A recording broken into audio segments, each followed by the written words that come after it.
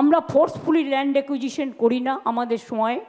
আমরা land bank তৈরি করেছি, ল্যান্ড ইউজ পলিসি করেছি, ল্যান্ড ম্যাপ তৈরি করেছি, আমরা সেখান থেকে জমি দিই। কিন্তু আগে এটা হতো না। এখানেও ইকো ট্যুরিজম পার্ক যে কোনো দিন দখল হয়ে যেত।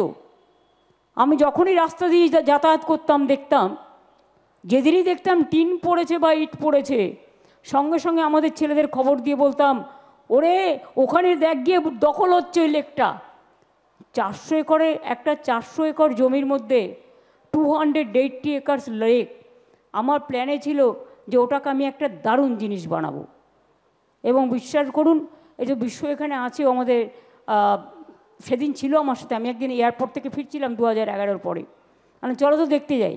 গিয়ে দেখলাম পুরো জঙ্গল হয়ে আছে। এবার আমি হিটকোকে দেখে বললাম এটা প্রকৃতি তীর্থ পার্ক হবে। কি কি হবে? এই জিনিস হবে বলে তখন যে প্ল্যান করলাম হয়ে গেল।